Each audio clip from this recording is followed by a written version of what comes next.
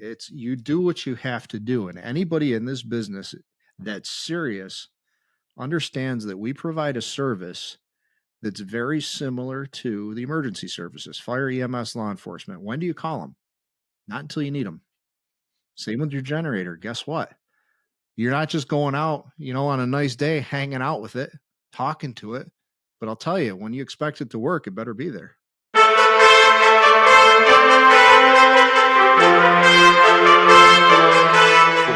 Welcome again to the Prime Mover Podcast, where we ignite the engine of your success in faith, family, finance, and fitness. Join us as we explore the power of being a prime mover in both your professional and personal life. Hey, everybody. Welcome to another episode of Prime Mover Podcast, where we ignite the engine of your success through faith, family, finance, fitness. I'm proud today to have a wide open fireside chat with two of my best friends in the industry, guys who I look up to in a lot of ways. And basically this podcast is going to let you in on kind of the language and lingo that we use to talk amongst generator service companies spanning from Maine down to the Gulf Coast, up to New York by way of Nashville. I got two of the one and most emerging, I would say, young entrepreneur in the generator space, and Dan Hall of National SitePower, Chris Moulton of Mid-Maine Generator. So welcome, guys. I'm excited to have you on board. Thank you, Travis. Great to be with you today. Yeah, T-Bone, thanks for having us, man. Chris, you finally going through a moment in time where power is not out? No, it's the fucking wind's blowing 50. It's blowing 50 again. I can't get a break. I looked about, 2 hours ago, and we were like 12,000 people out of power. So, yeah. So drinking from the fire hose, man. I get it. That's awesome. I'm built for it, man. It's been this way.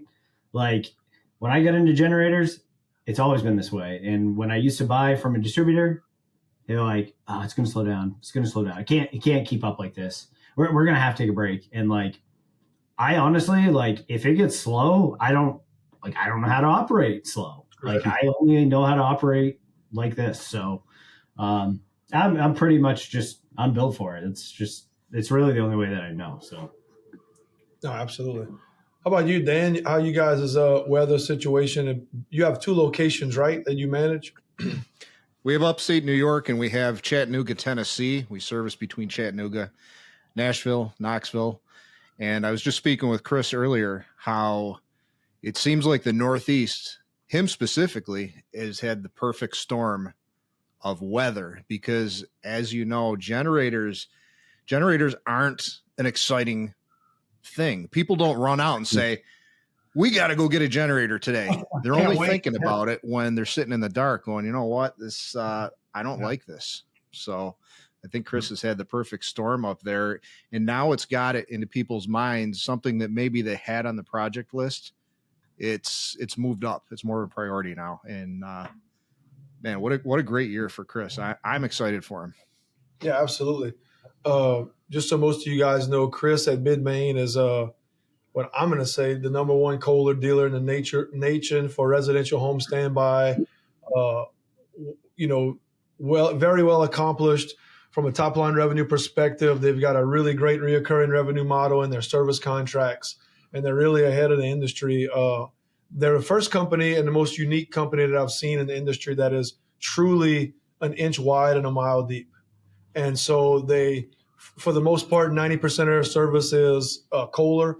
100% of their installations is Kohler, and they really, really have a concentrated focus on the residential air-cooled model, 14 and 20 kW. They do residential liquid-cooled as well and are now an authorized Kohler training center for RCA, RCL. Is that right, Chris? Yeah, up to 60 kW, the training. Up to 60 kW, so that's awesome. He inspired us to actually go through the same protocol, and we just got approved by Kohler to do it down here on the Gulf Coast. Oh, nice. So that's awesome. We'll be launching that, and then very soon, and then we partner with Kohler and talk to them about if they would be okay with us adding a third day on the backside for sales technician training, and they're on board with it and allow us to do it. So I know that's something that I'll work with you guys quite a bit on. But so as you can see, the generator industry is growing. It's evolving. All three of us, this is as industry as we're in. This is what we do. It's not just a byproduct or a ventricle of revenue. And so with that said, I want to kind of chew into the industry a little bit with these guys and get their take on a few different things. I had an interesting phone call today with both Kohler and Briggs & Stratton, one from the product development side with Kohler, and then with Briggs & Stratton, we're talking about dealer development, working with some of the smaller dealers on developing a sales program and things like that, just kind of getting ahead of the industry, see what they had coming out. Both of them had some really cool things that they want to get behind. And both of them have a new initiative coming out. Briggs & Stratton kind of focusing on power of the air-cooled 26. And then Kohler has some really cool energy conservation things coming out with the new air-cooled units. And so we're evolving. But my point that I wanted to make with them is like, hey, Generac, Kohler, Briggs & Stratton, we're kind of beating a dead horse on why people buy generators. Like, everybody's saying the same thing. Don't get left in the dark. Don't get left without power. Yes, everybody knows we are selling a solution to a problem of how to not be without power. Whether you're a person that has to have medical device or or the other extreme, you just don't want the discomforts of being out power, we're all solving the same problem.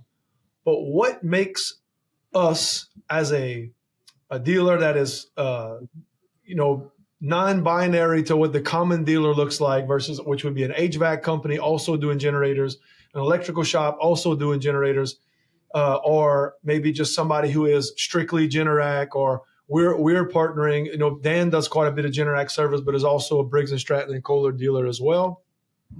What do we advertise as different? I know for us, we're working on why we're different as a dealer, but how do we sell the generator as we know what it does? It solves a problem. It's going to help you restore power. What do young dealers or new dealers or dealers who are maybe struggling, what should they be selling? Dan, you've been in the game for a long time. Like, what's your approach on that? So that's a great question, Travis. I think in respect to that, most generator dealers are commonly the HVAC guys, the electricians, and they use generators as an additional stream of revenue. Okay. They're just adding on. They're trying to stay busy. They're trying to keep their techs busy. I don't see the depth of knowledge and really the dedication to that field through those guys. So that's a big opportunity for organizations that are focused on generators only to specialize in that. It is a specialty field. Unlike your refrigerator, your stove, your washing machine, the generator is probably the most complicated device in your home or business.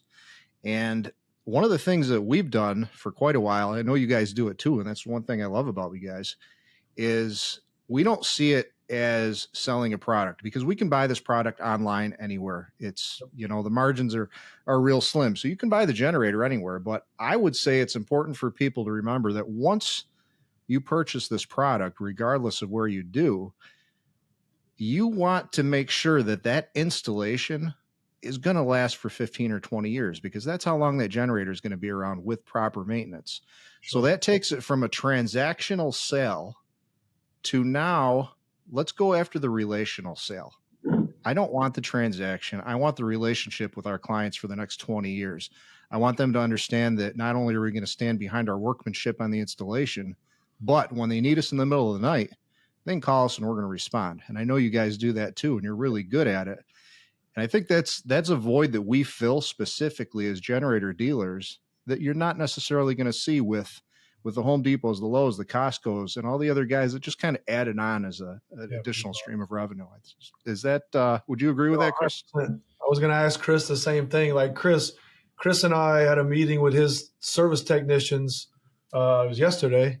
And that's what we talked about is, what conversations as a service department do we need to be having, and what culture do we need to be having if we are selling such a high end, which is still considered a luxury product, which in my mind, and I'm sure you guys' mind, it's a necessity, but it's still considered a luxury product. I would say, Chris, what's the recipe on the service side to keeping the client once you get them on the front end?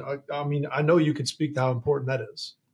Yeah, for sure. I mean, One of the big keys to my success is obviously just taking care of the customer. I treat every single customer like they are the most important, because they are. And I make promises to my customers that I'm going to take care of your generator the whole entire time that you have it.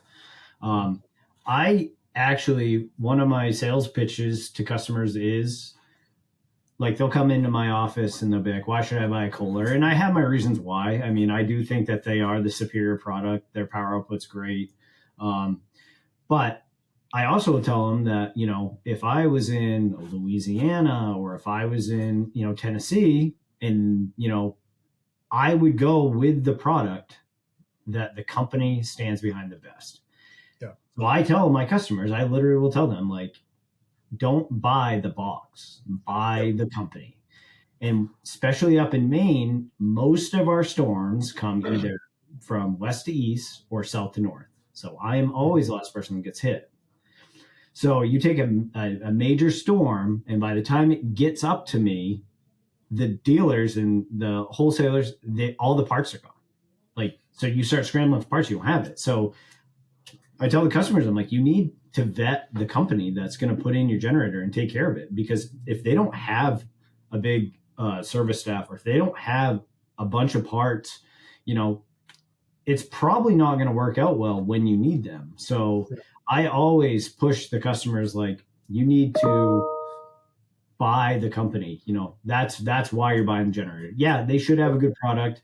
But honestly, like, if I was the best Briggs & Stratton dealer, I would say you should buy Briggs & Stratton, because my customer service is better than everybody's, and I care. Like, I eat, breathe, sleep. This is my whole life. And I literally, I can't sleep at night knowing that there's a generator broken out there that I'm responsible for. And, that person doesn't have power. I like that literally bothers me. And that's the company that you want to go with. That you need to find the guy. And I just happen to be young and handsome, so that helps a lot. But I'll be around for a while, and I drop that line all the time too. I'm like, hey, I'm I had to say that. and I'll be here for a long time, and people like that. Do you send clients the picture of you in the backyard chopping wood with no shirt on, like on the original sales call, or do you wait like to the third sale? It's a little different than the ones I send you, but yeah, it's that one. So what's great, Travis, I mean, I can attest, because that the three of us, Chris had mentioned, we live and breathe this. And that's true, because one thing that most people might find odd is that 9 o'clock at night, if there's an idea floating around, I'm not waiting until tomorrow to send it to you guys. It's going back and forth, and it's flying around. When the other companies, their doors are closed, they're sending out emails. They say, well, we're going to close for the eclipse. We're going to close because it's too warm today. We're going fishing. We're doing this. You guys go ahead and close. We're throwing ideas around how we can better take care of not only our companies, but, our people too. No, 100%. I think mindset obviously matters. Your alignments matter. And so when I decided, I'm the youngest guy by business stature in here. Chris is the youngest by age, which is why he's so handsome. But I've been in the diesel industry 20 years and doing the heavy duty stuff. And what I like the most is the business was built on the heels of the second largest natural disaster to hit South Louisiana. So I was able to start from literally, when I say the bottom, and realize, okay, most of the people in the 1,000 service calls that we responded to post hurricane suffered from one of three things: unrealistic expectations due to lack of education on the product. They were told or sold that it was going to do one thing and that was not designed to do. And so I either blame that on they just bypassed the education and went to the big box and bought it and threw it in the yard and said, let's get our show on the road. We got power forever now with my $6,000 generator. And then that was the first experience. The second one was they bought from a dealer or bought from a big box store and in their mind got it professionally installed, but it was never sized. The gas meter on a natural gas setup was never upgraded, and it was never maintained. Or three, it was just a perfect storm of all. It was warranty not registered, 2 chucks in a truck threw it in.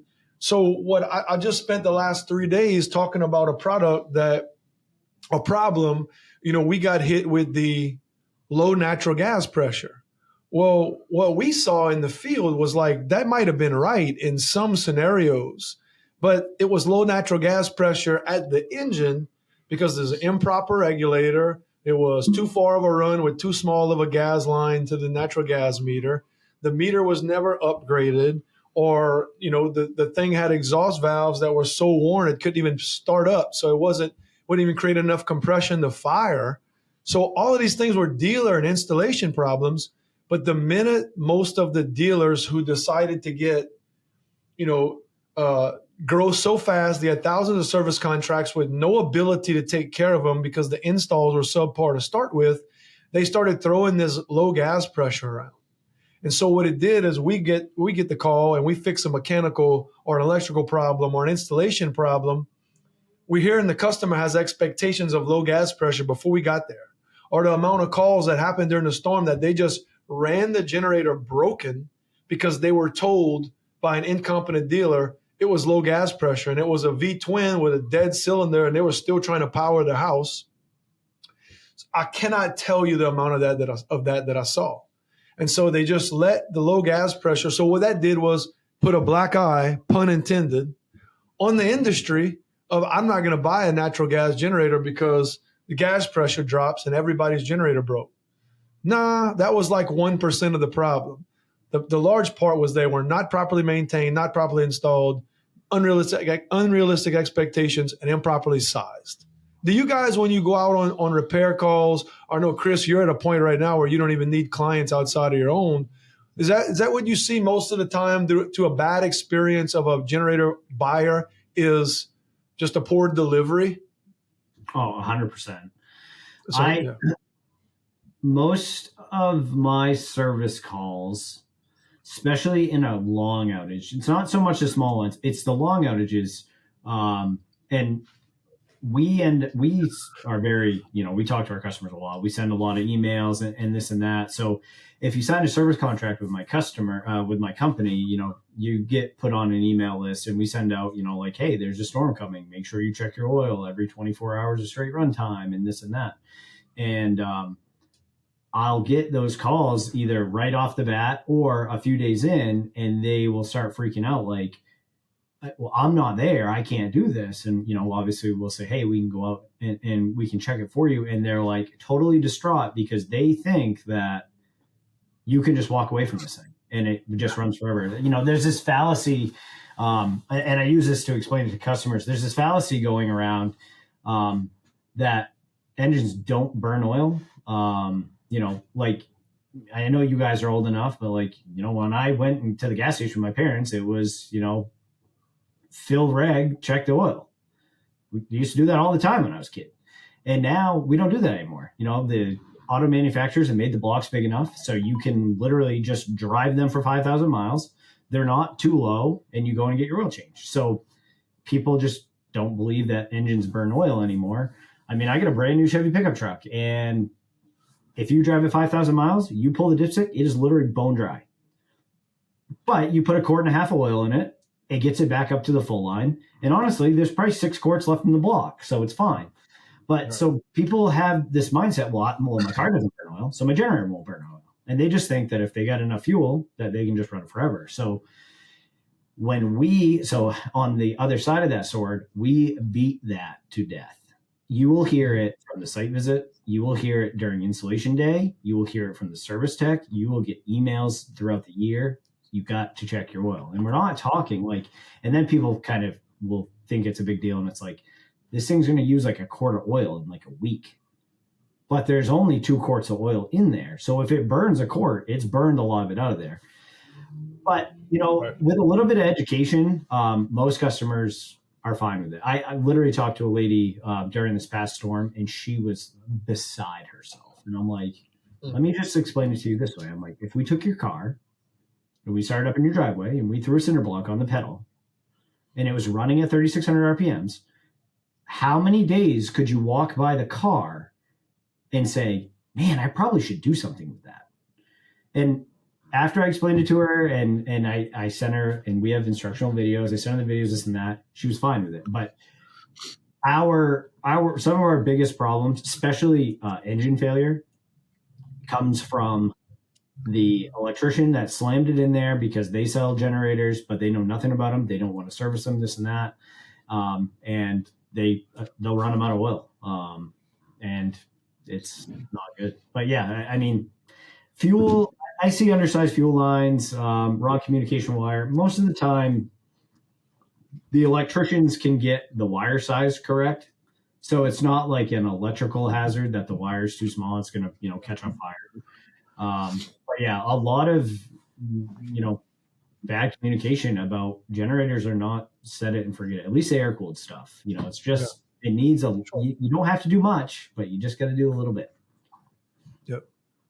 I would say air cooled, before I'll ask Dan the same question, I would say most people have to understand too, is like an air cooled product, the temperature inside the unit and inside the engine block is going to be really elevated before it levels. And so you're running inside that box after, 10, 12 hours of, 80, 90% load, and inside that box is hovering around 300 degrees or something like that. When you skimp on that, checking on the oil or not adding oil and the lack of oil consumption, man, you could probably almost watch that unit wear down internally. Like you running a engine that takes 2 quarts of oil, running it low on oil at 300 degrees plus crankcase temperature, you don't have time to mess around with and have a lack of lubrication. Whereas the air cooled are running, half the speed, half the temperature, twice the oil capacity. So, it's not the end of the world if a liquid cooled unit runs a touch low on oil, but an air cooled unit, it could mean a big deal, especially trying to run these things for days on end without checking the oil. I don't know how you guys do it, but we even use, we kind of tell our clients, shut it down until you can reach inside the unit and put your hand on the muffler where it says hot. When you can touch that, it's okay to check your oil at that point, but let it cool down. And that's just buying some time, in my opinion, to let the freaking thing have a break for a minute, check the oil, let everything drain back to the crankcase. Dan, you've been in this game a long time. You want to talk about maybe some procedures or some common things that you see in the expectation side on air cooled? Yeah, absolutely. I think first and foremost, when a customer calls us or really any company, if I'm a consumer, I'm calling you to purchase your product. I trust or I assume that you know your product. Okay. And I think that might be a fallacy to start with, because especially with generators, it's becoming a household product. So now every contractor wants to get into it, and they just jump in, and they don't take the time to really become accountable to the industry or learn the product or learn what it takes. All these comments are great, and it's true with the oil. Now, is it going to damage your machine? Well, it sure will. But there's also safety switches that shut it down. So if you run low on oil, your safety is going to shut it down. It's probably going to prevent catastrophic failure. But if it gets to that point, it's not good for the machine. Yeah. So it is really important to keep an eye on those things. But I believe the problem overall, it's twofold, in that the newer dealers that get into it, there's a lack of accountability. And then on the backside, there's a lack of good knowledge and good information out there for consumers to check before they vet a dealer. Yeah. Because as a busy guy, I've got a family and I'm doing everything and I got to work. All I know is I need a generator. So I'm going to call somebody, trust that they know what they're doing. And man, a lot of times we might not find out as a consumer, we may not find out until during that storm that, hey, something's wrong. The gas line is undersized. The wire size is too small. Something's wrong. And then we're like, well, wait a minute, we paid for this. And we get that a lot. We go back on callbacks from other companies, and the customer says, well, we paid to have this installed. I says, absolutely. I understand that. We're also obligated to reveal what we found in terms of code violations and things like this. Sure. Now, if I were you, I would go back to your installer and have them correct it. Now, if they're not willing to, or they can't, or they don't know how, then absolutely we'll take care of that. But it's really important that I can't stress enough the importance of hiring somebody that's been around, somebody that has hundreds, thousands of installations under their belt. And not only that, they have a good staff. They don't have a lot of turnover. They're paying their guys well. So they have quality tradesmen that have been around for a while that know the game. They know how to size the pipe. They know about wire sizing. They know about National Electric Code, gas code, and they know how to get it done right. Now, a lot of times these guys are going to come at a price. Well, Joe down the street can do it cheaper. Well, we know that. And we'll tell you right up front, we are not the cheapest. However, once this installation is in, we're going to guarantee the mechanicals for life. Yep. So that's one thing we do, go a little bit above and beyond. Any of our mechanical installations, they're guaranteed for life. But with that, one of our missions has really become the education piece, because we keep coming back to why do people make these mistakes? And it's not the consumer's mistakes. It's the failure on behalf of the dealer to properly educate. And we take that personally. If we see a consumer that got maybe screwed over by an unscrupulous contractor, we're like, it's because we failed to educate. So how can we do better? How can we put out better information? How can we answer the questions before they're asked? Because again, these aren't exciting products. You don't find people researching hours of information about generators. So we have to put it right in front of them so they can make an educated decision. Yeah, I think that topic has been tossed around here the last few days. Is, for me, I think I feel like it's an obligation. I feel like when you figure out what your values are in your organization, and you figure out what team member is in the right role, and making sure everybody's in the right role as a CEO at that point, then it becomes, okay, I have my financials in order. I have my service team in order. I have my install guys in order. I have my maintenance and repair teams in order. My office staff is running on all cylinders. I got salespeople answering the call.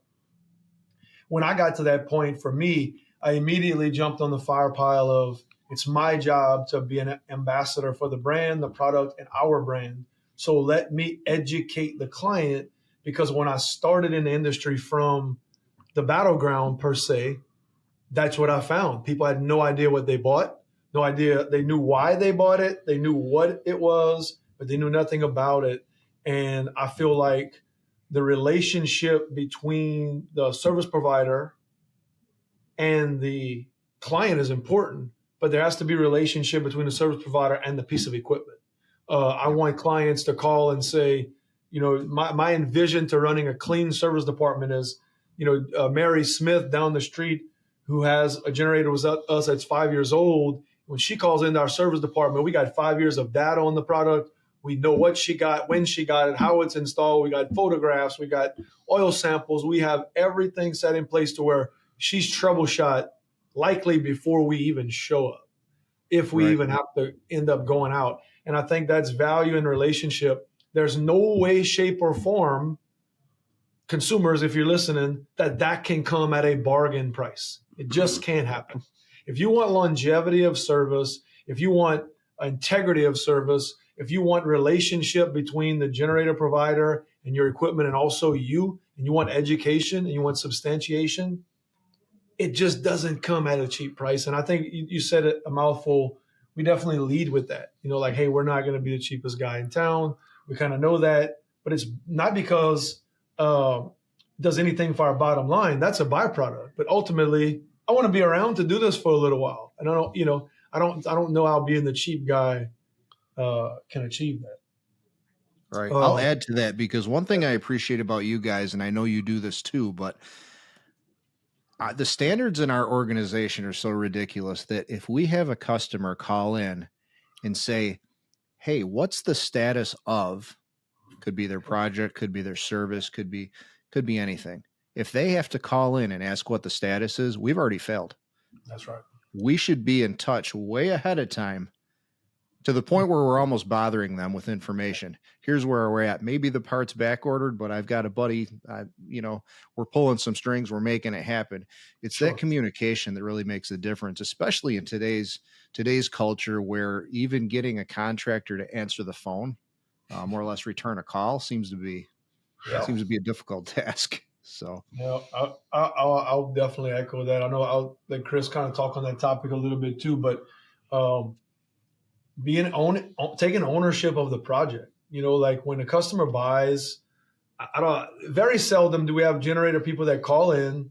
Now Chris could probably speak to a different language because they've had such severe weather so consistently for so long that we either get somebody who calls in and they're like, hey, I've been shopping around. This is what I want.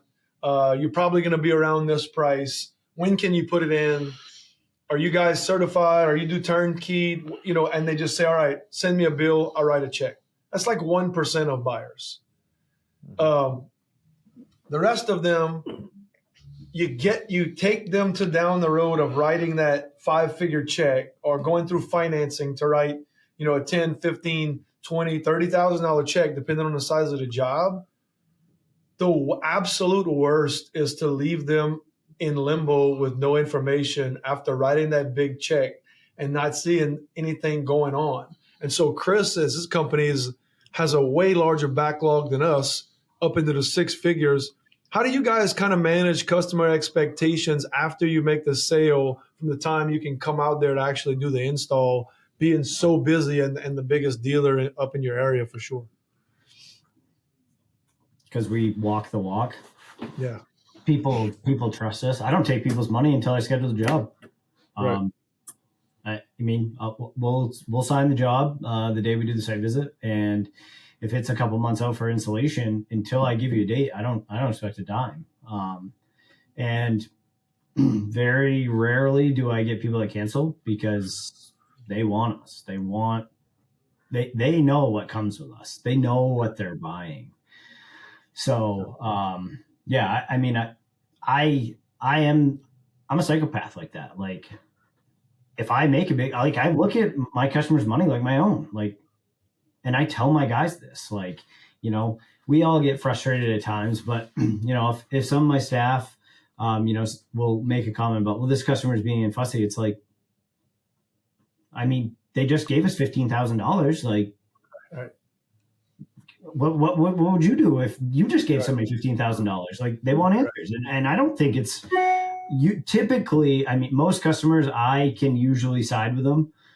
There's always the anomaly there of the person that's kind of just a whack job. But for the most part, I run the operation like that because that's how I am. Like, hey, I just gave you a big check. I want to know what's going on. Keep me in the loop. What's going on? And I found that you don't need to be so over the top like you're lying to these people. Just say, this is what we're going to do. And this is when we're going to do it. And be courteous, answer your phone, and do what you say you're going to do. And I've had great success doing it that way. I look up to Andy Frisella and Ed. I'm in Arte with Dan. One of the things they coach us with is that customer is the most important customer you have. And you need to take care of them because one customer turns into 2. And that's what I do with all my customers. Question for Chris, not to interrupt, but you are one of those guys who's able to write a lot of big checks. Now, are you still that way with your money, or do you actually have somebody else write your checks now? Not there yet. But, have you spec'd out your helicopter, or is that on? Yeah, we got to talk about that. I was actually going to think about having you start writing the checks for that stuff. Just walk around with a guy who's just tell him, hey, pay the man. Write him a check. Yeah, figure it out. No, I think that's. I love that our conversations like this can go from really deep strategy sessions to sending each other a picture of a stab in a generator with a T-bone steak. That's all Dan, 100%. And I was going to say, to give a little my point of view on what Chris said about, when we asked the question, how do you keep the clients engaged after the point of sale? And he just answered very simply, because we do what we say we're going to do. And so I think there's a lot of underlying message there. It's that comes down to building a brand. And so if you ask me to describe Mid-Maine Generator in just a few words, without Chris being in the room, I think his branding is integrity. His branding is synonymous with, hey, we know the mother flipping product better than anybody. We stock it, we sell it, we fix it, we warranty it. This is all we do. You're not going to find anybody else. And if you do, you'll be unsatisfied and you have to get on a list when you call us the second time. And so that brand is exactly what he said was, people know what we're about, what we do, and we walk the walk. And I think that simplicity of branding gets overlooked.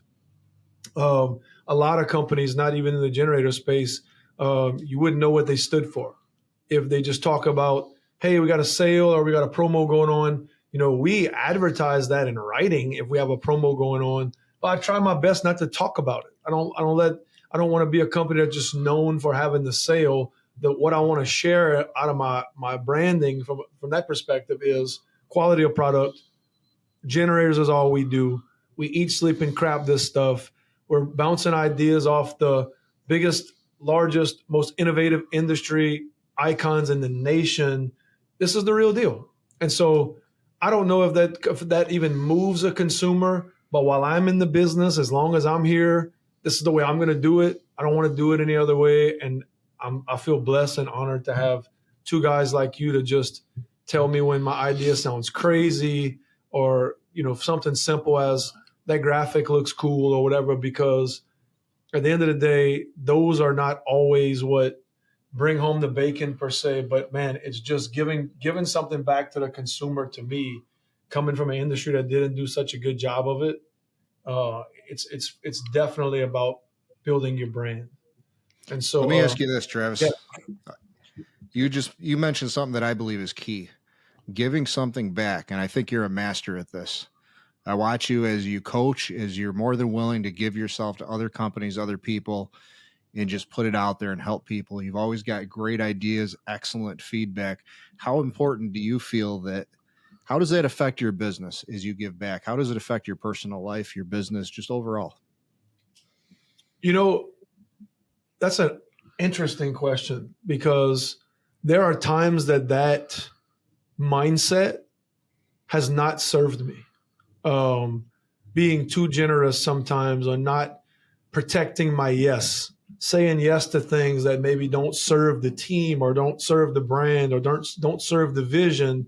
But on the flip side of that, being generous has it's become culture. And so when you are passionate about something, to the depths of who the business is, to who I am as the business owner, I don't even know another way to do it. Like, I wouldn't even know how to start over being different. So the price I pay for that is there are days when my passion gets me in quicksand. There are days when my passion turns into tyranny and my service manager has to tell me, hey, you need to go be the CEO and you let me be the service manager. And that's not because I want to meddle. It's because this is my life. And if I'm going to be involved in something, I want everybody to be on the same wavelength as me. And if they're not, then I can't sit still. I got to make sure everybody's on the same page. It has become the biggest double-edged swords in my life as an entrepreneur, is being so passionate about something you can't see ever saying no or not continuing to have a growth mindset, even to the point that sometimes it may cost you in certain areas. So I don't know if that answered the question, but it's a great answer. That's real passion. talk. That's vulnerable, real talk right there. Now, Chris, I'll give you the same one, because I know you have this intensity to you. It's a lot like mine. It's about the industry. Not only that, but your people. I watch you give back to your people and recognize your people, and that's important. How does that affect the way you do things? Yeah, I tend to run a little hot, I guess. I got issues, man. It's just I've been this way my whole life, and it's like I can't I got to be all the way in, or I can't do it. And I've learned a lot managing a team. So I have zero formal training. I became an electrician because I didn't want to work on cars. That was literally like the guidance counselor was like, "Well, what are you gonna do?" And I'm like, "Snow's up here, and when snow melts and you're under a car, it's gonna drip down the back of your neck." And I'm like, "I'm not fucking doing that." So I'm like, "I'm gonna be an electrician. I'm gonna be rich." So that's actually the whole reason that I'm in this. So I don't have any formal training or anything like that. I got into this company. It was a full-blown just electrical business.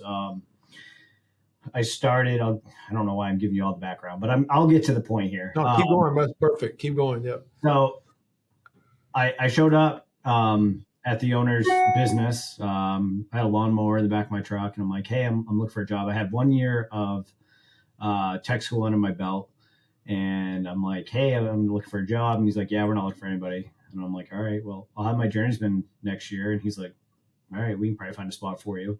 So, and I mowed his lawn, and I did all that shit. I learned how to wire houses. I did a 14,000 square foot mansion. I wired this was like back in 2008. The chandelier was $30,000 and the chimney was 150 grand. And I watched him. They actually dug the bottom of the lake out with a barge. Like they had two barges with an excavator digging the bottom of the lake out. I'm like, you can't do that. But I mean, so that was actually my first like real look at what wealth is. Yeah. And I'm like, so these guys they're just paying the fine. Like they don't care. Like they get so much money, they're just going to pay the fine for digging the bottom of the lake out. So I did that project. I did another project. But I always looked at myself as more of a mechanic than I was an electrician. But I was a pretty good electrician. So we'd have a few customers, some of the higher end customers, they'd want generators. So we would put them in, and I'm like, all right, now we're kind of getting back to engines here. So after that mansion I wired, we had to wire it twice because we would do, wow. Did you guys see the balloons? I don't know what the balloons are all about. Anyways, where it came from. Not me. So yeah, the lady was super fussy. So like we'd go wire a whole room, and then the next day we'd spend half the day ripping it all out and doing it again. So by the end of that project, it was a 2-year project. I was like, I am done wiring houses. Like this is awful. And it was a super complex house. It was a Lutron system. So like every single light had a home run back to the basement. This place is 14,000 square feet. Like we put shit tons of wire through this place. So at that point I was like, yeah, I'm going to go, I'll go and do generators. And I loved it. So there's a guy, like the service manager at the time, we were small back then. Like there was like me and this, I'd call him the service manager, but like we do the installs and we do all the service. He ended up leaving. And the owner of the company, he offered me to buy in. And I was like 26. And I'm like, sure. I mean, why not? And it was a smart move on his part. He was trying to lock me in so I couldn't go anywhere. And he could see that I had some fire in me. So honestly, looking back, I don't know. He's got big balls to offer, part of his company to a 26-year-old guy, but he'd probably tell you it was one of the best decisions he's ever made because we've exploded now. But, so I don't have any formal training. I don't, I've never been to like any leadership school. I don't know how to do stuff. I went all in and like, we just started getting bigger and it was like, how much can we do? How much can we do? And it's like, when you do that, you have to hire people. And if you hire people, you have to learn how to manage people or it's going to be a shit show. And kind of going back to what you said, Travis, it's like the only way to lead is by example. And I've learned that through becoming sober. I thought I was going to the bar with the guys, but apparently the guys were going to the bar with me. And I've watched that like with a bunch of things that I've done. Like I started cleaning up my diet, and then like all the guys started cleaning up their diet. And it's like I've never looked at myself as a leader, and I don't know if it's like my position here or if it's just I kind of break the mold and they kind of, they've seen what good it's brought in my life, so they want some of that. But that's been huge. I mean, leading by example is really the only way that I've learned to do it. And the better that I make myself, the better my team is. I mean, these guys, my service manager, he's like, if I'm here, he's about right here. Like he is just as psycho. Like, I mean, me and him, like I can remember going to a lady's house in the middle of the night. She had engine failure and I didn't have an engine, but I had brand new units. And we left her house, we went to the shop, we took one apart, we took the engine out of it, and we brought it back to our house, put it in there and got it running. And it was like, I don't know, 1:30 in the morning. And he's got that level of, just like, this is what we do. And I set that precedence because like, that's what you pay for, man. Like you can't go put in a $15,000 product. And if it fails, people are going to be pissed. And like, I get that. Now, if it was self-inflicted because they just are entitled, and it's some circumstance like that, but like if that product fails, my last name's not Kohler, but I did sell it to him. I am taking care of it and I'm responsible. And like these guys know, my entire organization knows, and my boss, my business partner now taught me the same thing. Like he would never send me to go do something he wasn't willing to do himself. I mean, this guy, he was a body man. He can do anything. And he'll be right there in the trenches with you. And that's how I learned. And then I just took my level of psychoness just a little bit further. And now it's like, I don't care. We'll strip down a brand new unit in the middle of the night if we have to get you parts to get you going. Like that's the level of service that I'll deliver. If I run into my generator with my 0-turn lawnmower, is that covered under warranty? Yeah.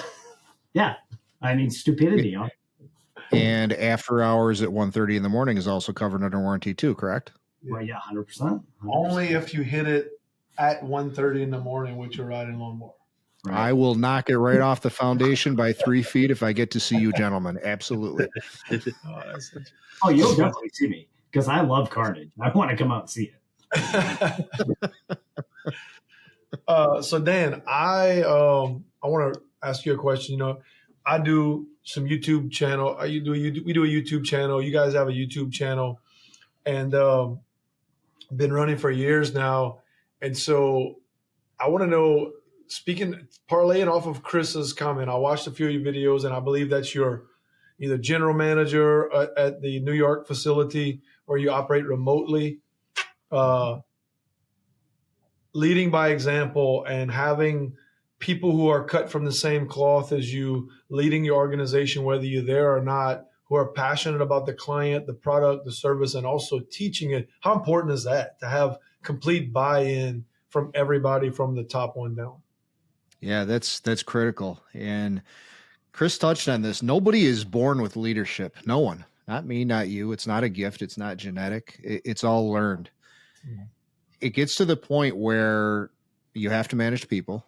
And over 20 some years, I can't count how many mistakes I've made, but I do know that now I'm excited to make mistakes because I learned something new every single time, to the point where I have had some professional training in how to manage people because I know that I am a bull in a china shop. I operate at 1,000 miles an hour. If I can tell you what I need to tell you in 2 words, I will tell you in 2 words. I will not take 20 words. I will not hold your hand, and I will not sugarcoat it.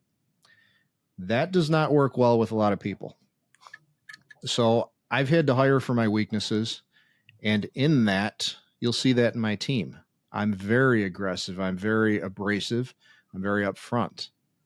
My team complements that. They're laid back. They're easygoing. They're problem solvers. They're critical thinkers. Glenn, my service manager, interestingly enough, I knew the cloth that he was cut from. I knew the family growing up in town. I had my eye on him for probably 6 years before I could get him. And he eventually came to us. He had left John Deere corporate because he just felt like another number. And he says, I don't like this. I understand that your company, I understand you do things differently. And I says, we absolutely do. He said, well, I also heard that you're difficult to work for. I said, I am. However, we have core values. We have certain things we believe in. If you can operate within this set of core values, you're going to do amazing.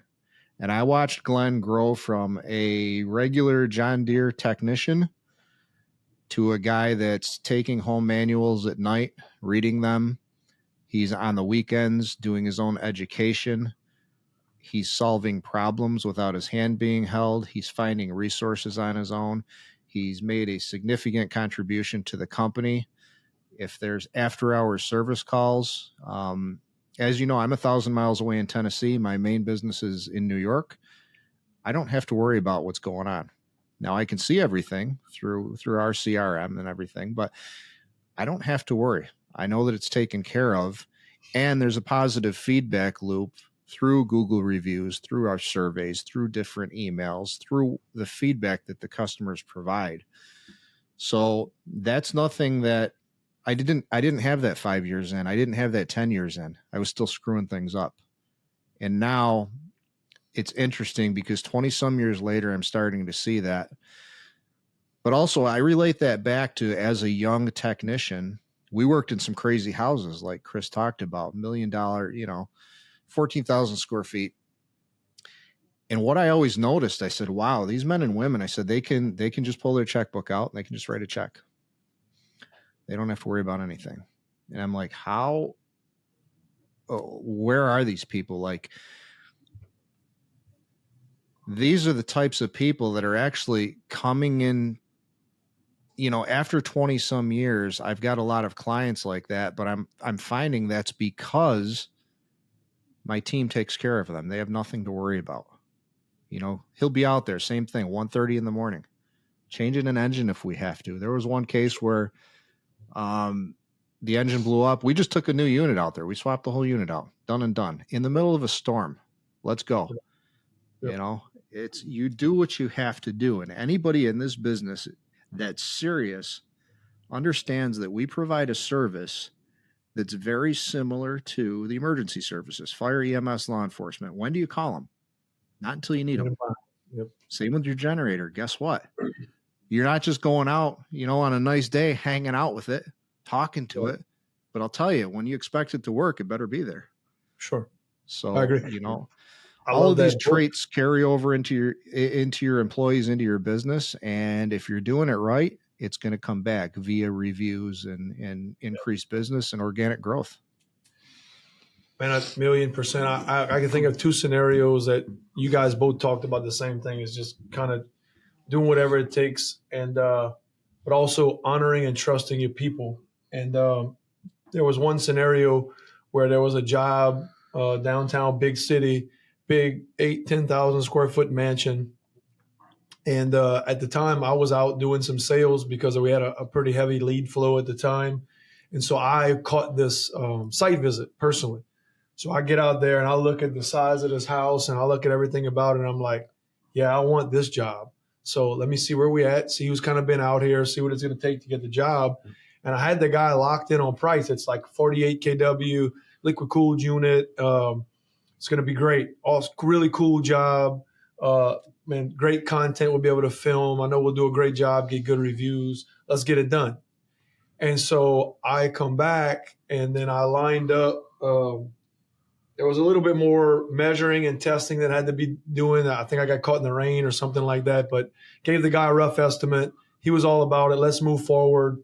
I get back to the shop. I send my lead installer out to go do like a site visit on a job where we had some delays. Go out there, double check my materials list. It's going to be a big job. Let's make sure we're right. Let's measure twice, cut once. Not a typical install. And he comes back and says, I don't think we should take this job.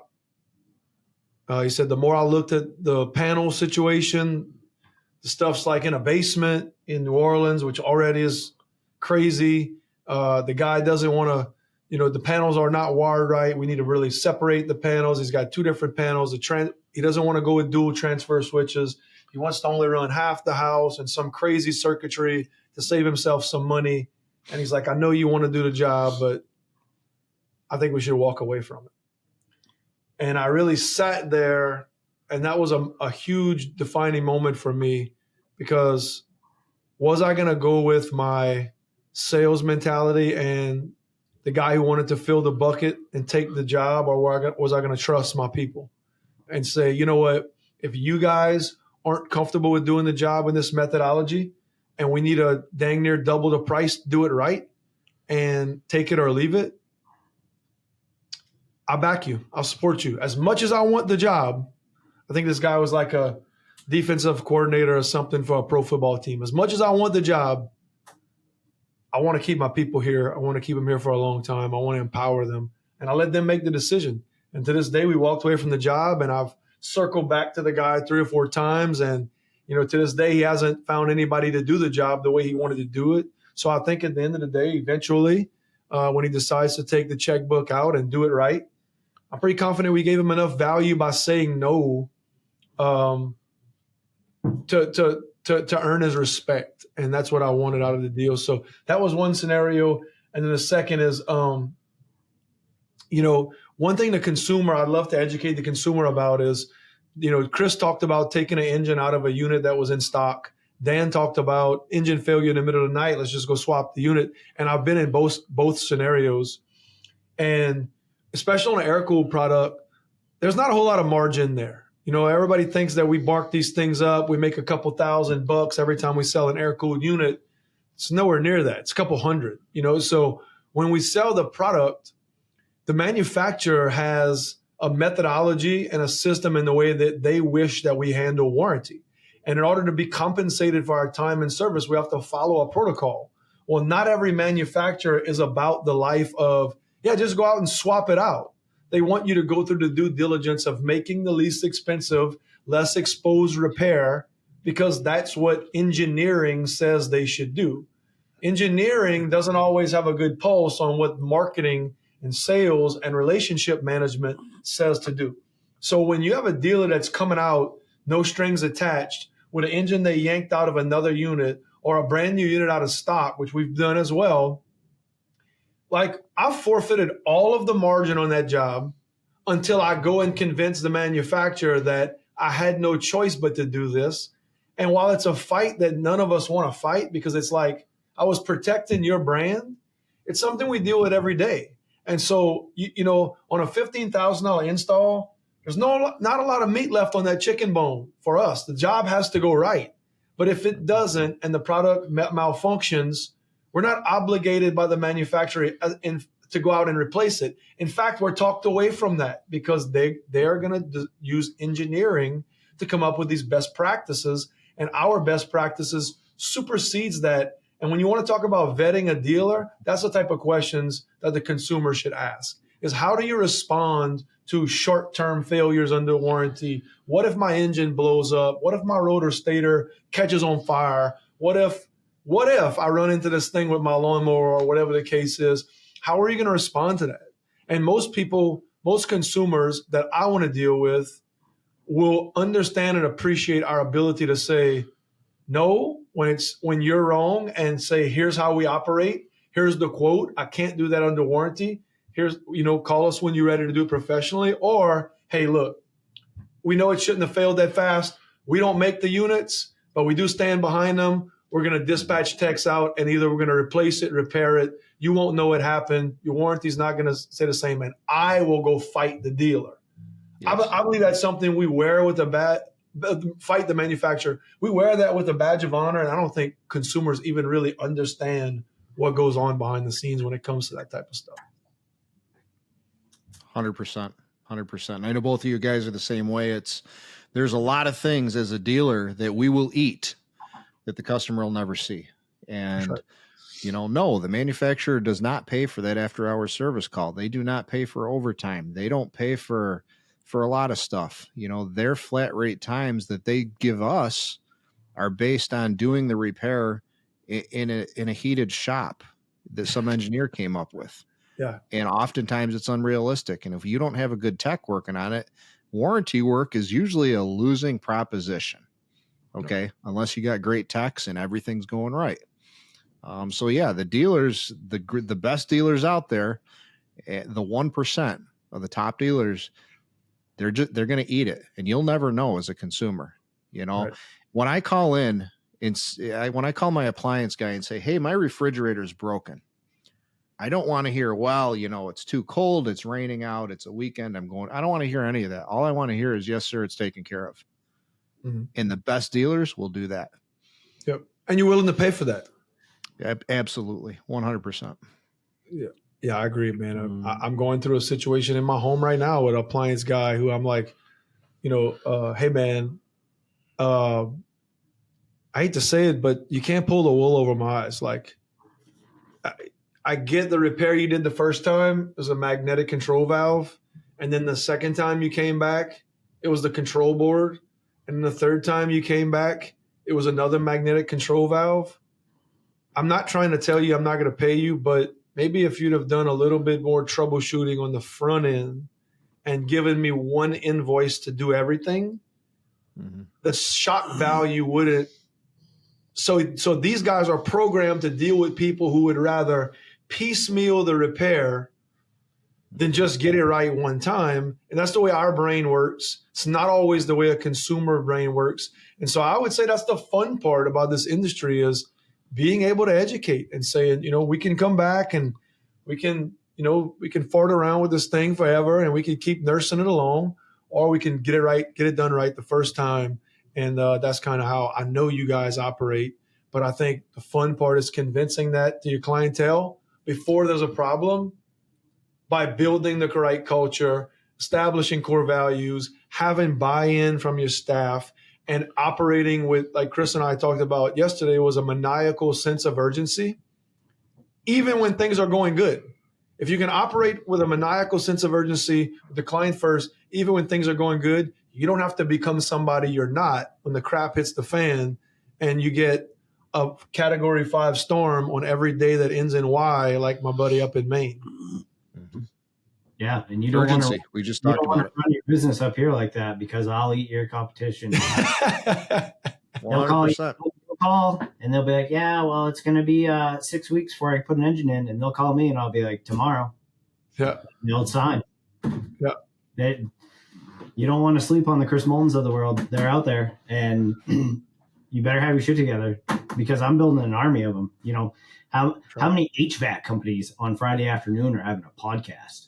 Right. You know what's funny though, Chris? I mean, you've built an amazing organization. I love it. I'll tell you what though, when there's those Chris Moultons rolling around, I'm going to see them coming. You know why?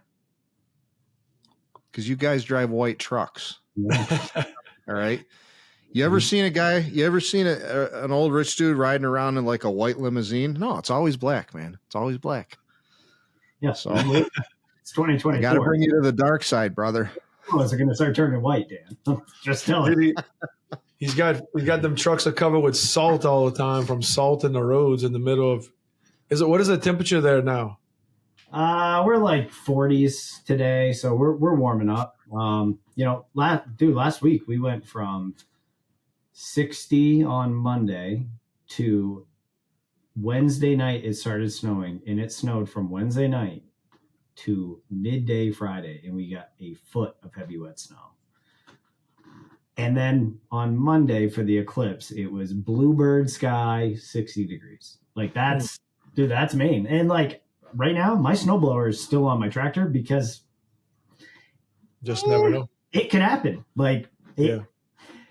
About the middle of April, you're pretty safe, but you don't know, man. Weather in Maine is wild. And that's why, the business works up here. I mean, it's not if you're going to lose power, it's when you're going to lose power.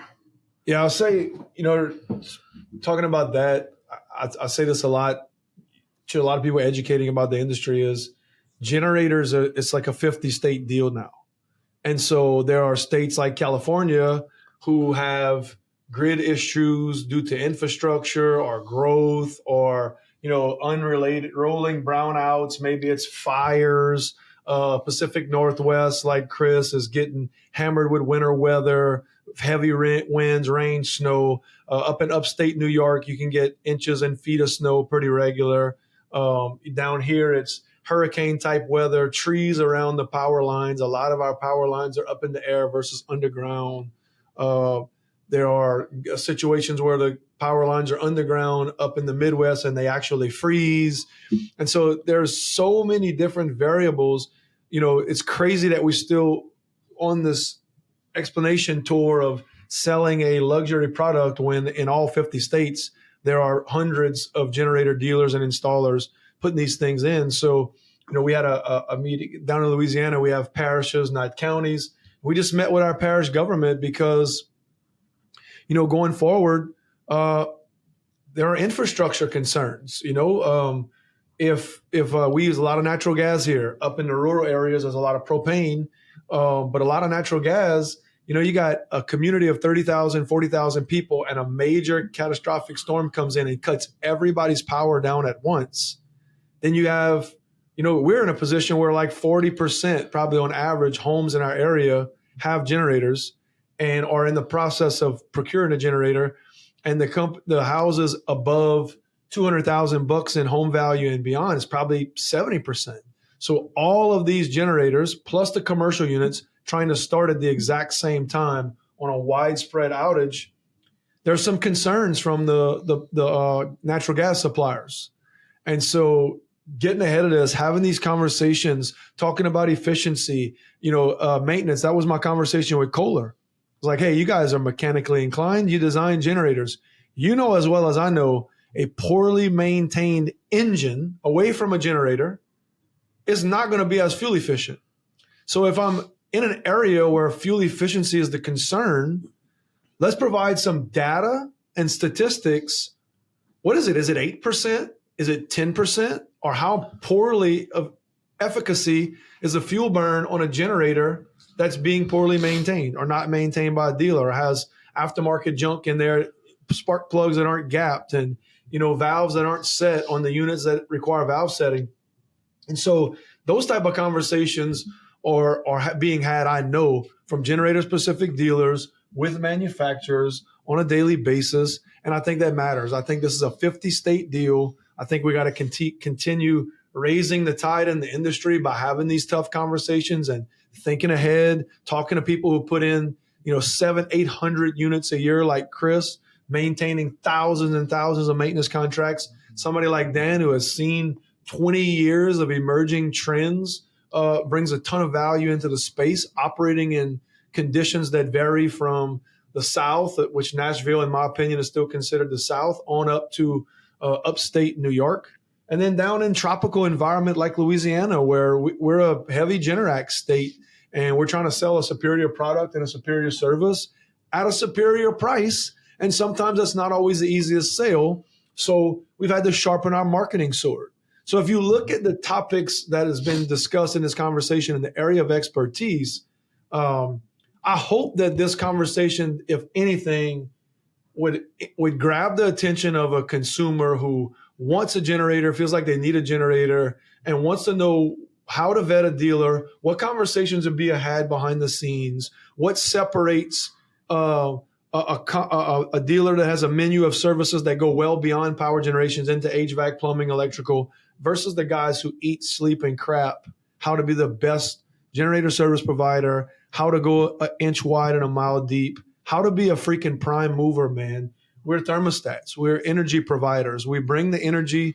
We produce power. We don't demand power. We produce it. And so this was an amazing conversation that I think we have to do a step two. I think we got to do a part two undoubtedly and unlock some more secrets, man. Yeah, definitely. I loved it. Yeah, We're going to talk about preparedness next time around. 100%. We're I got going to talk about off-grid and preparedness and keeping extra oil and maybe even some of the common parts that these people should, have on hand. Absolutely. Disaster response. And, hey, folks, look at the world we're living in right now. Look at what's going on. This is not a political podcast. However, don't be a dummy. Look around at what's going on. Foreign countries are doing load shed programs where they're asking there's probably some states here in some very liberal areas that are doing it now. Run your generator for 5 or 6 hours and we'll give you a bill credit if it's installed correctly and done right. These things are coming as the country grows. Look, our border's wide open. You got people pouring in. Power demand is at an all-time high. Some people are running from this problem like, man, how do I get off grid as quick as possible? Some people are like, how do I know if I'm going to be in the next town who suffers rolling brownouts? Like, I want to be on the forefront of that. And if you don't think that those days are coming, do me a favor, get your head out of the sand, watch a couple of Ed Milet, Andy Frisella, maybe some Patrick Bet-David content, and pay attention to what's going on. Get off of freaking CNN and MSNBC and actually look at what's going on around you, and you'll realize standby power, backup power is transitioning from a luxury to a necessity. Get with the right dealers who are having these type of conversations and give us accountability through service. I want to be held accountable. I want my clients to say, I want you to give me the damn service that you promised me so that we can deliver, because that's how we all show up the best, So, dude, thanks so much, guys, for being on Prime Movers. Any closing thoughts on episode 1 next time when we unlock the power of being able to demand response? Absolutely. Thank you, Travis and Chris. You guys, I appreciate you. Not only for just the human beings that you are, but for holding the standard so high in this industry, because as you know, a lot of times we get frustrated because people don't get it. So, getting connected with you guys and sharing ideas back and forth not only helps us individually, but it helps our respective companies too. And I know that just as I'd show up on your doorstep to help you out, I trust you guys would do the same thing. And there's something to be said for that kind of camaraderie and teamwork in this industry. Yeah, so I appreciate you guys. Very well put. Yeah, I mean, you guys both know I'd do anything for either one of you. The friendship means so much to me, and finding two guys. I use the term unicorn. Like, you don't find high level generator guys. They're just not out there, and when you do, they're like a unicorn. And I'm lucky that I've found two of you guys. I can't believe it. So, the friendship that we have means the world to me. And I'd do anything for either one of you guys. So. Yeah, man, same here. That speaks to my heart, fellas. Like, probably the worst part about this podcast is that it's over for today, but we're going to come back, and these guys are going to be faces on here more often because they are prime movers. And we brought a ton of value over the past, man, we don't have a huge audience. These podcasts are designed to help people, not necessarily help the masses. I want guys who are, we want generator shops who are like, man, I got these little problems. I want to grow. I see the problems in the industry. I'm not sure how to attack them. I want community. I want people who want to advance the trades, advance the industry. Dan's doing scholarship stuff, man. We're planning a lot of things with our Career Magnet Center. I know Chris is a freaking killer mentor and trainee and has done a lot of leading with his life. And so we might need 10 episodes. But as far as I'm concerned, the direction of this podcast going forward, you're probably going to see these guys' faces a lot because they're prime movers. And you know what, man? Drop some comments. If anybody's watching and you want to ask questions about this industry, if we can't answer it, I'll be very surprised. But I bet you we can put our heads together and really kind of unlock a lot of the secrets in this business. So thank you for joining us on another episode of Prime Mover Podcast, where we ignite the engine of your success through faith, family, finance, and fitness. We only touched on half, but we're coming back stronger in the next few episodes with Dan Hall at New York SitePower. You can find him. Dan, drop your website, man. What's your website? SitePower.info. SitePower.info. We'll drop that in. And Chris, what about you? Is it Mid-Main Generator? Yep, midmaingenerator.com. Midmaingenerator.com. You can find us on Prime Mover Podcast or gengators.com. That's gengators with a Z. We got a lot of new stuff coming out. Check us out. This will be out next couple of weeks. I think we'll get it edited, and I'm excited. So have a blessed weekend. You guys go be prime movers.